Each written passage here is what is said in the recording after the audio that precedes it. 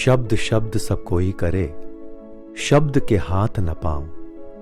शब्द शब्द सब कोई करे, शब्द के हाथ न पाऊं। एक शब्द औषधि करे तो एक शब्द करे घाव।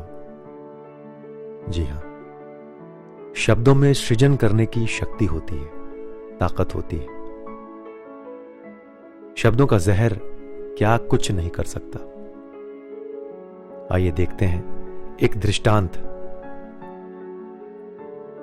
18 दिन के युद्ध ने द्रौपदी की उम्र को 80 वर्ष जैसा कर दिया था, शारीरिक रूप से भी और मानसिक रूप से भी।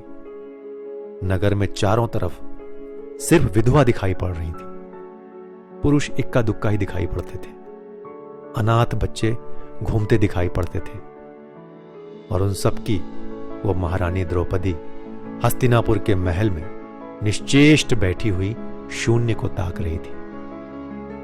तभी श्री कृष्ण कक्ष में दाखिल होते हैं। द्रौपदी कृष्ण को देखते ही दौड़कर उनसे लिपट जाती है। कृष्ण उनके सिर को सहलाते रहते हैं और द्रौपदी को रोने देते हैं। थोड़ी देर में उसे खुद से अलग करके पास के एक पलंग पर बिठा देते हैं।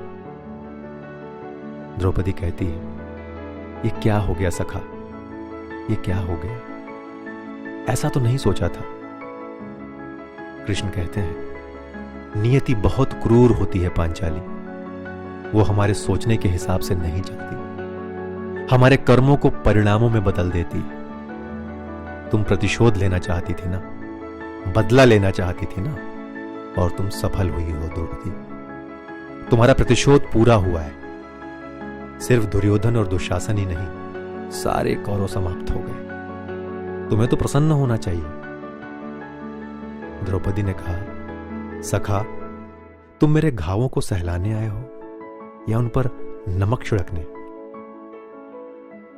कृष्ण ने कहा, नहीं द्रौपदी, मैं तो तुम्हें वास्तविकता से अवगत कराने के लिए आया हूं। हमारे कर्मों के परिणाम को हम दूर तक नहीं देख पाते, और जब वो हमारे सामने होते हैं तो हमारे हाथ में कुछ नहीं रहता। द्रौपदी कहती है, तो क्या इस युद्ध के लिए मैं ही जिम्मेदार हूं? कृष्ण ने कहा, नहीं द्रौपदी, तुम स्वयं को इतना महत्वपूर्ण मत समझो, लेकिन तुम अपने कर्मों में थोड़ी सी भी दूरदर्शिता रखती तो स्वयं इतना कष्ट कभी नहीं पाती। द्रौपदी ने कहा, मैं क्या कर सकती थी कृष्ण? इस पर कृष्ण ने कहा, जब तुम्हारा स्वयंवर हुआ तब तुम कर्ण को अपमानित नहीं करती और उसे प्रतियोगिता में भाग लेने का एक अवसर देती तो शायद परिणाम कुछ और होते। इसके बाद जब कुंती ने तुम्हें 5 पतियों की पत्नी बनने का आदेश दिया तब तुम उसे स्वीकार नहीं करती तो भी परिणाम कुछ और होते। और उसके बाद तुमने अपने महल में दुर्योधन को अपमानित किया, वो नहीं करती तो तुम्हारा चीर हरण नहीं होता, तब भी शायद परिस्थितियां कुछ और होती। हमारे शब्द ही हमारे कर्म होते हैं द्रौपदी, और हमें अपने हर शब्द को बोलने से पहले तोलना बहुत जरूरी होता है, अन्यथा उसके दुष्परिणाम सिर्फ स्वयं को ही नहीं बल्कि अपने पूरे परिवेश को दुखी करते रहते हैं।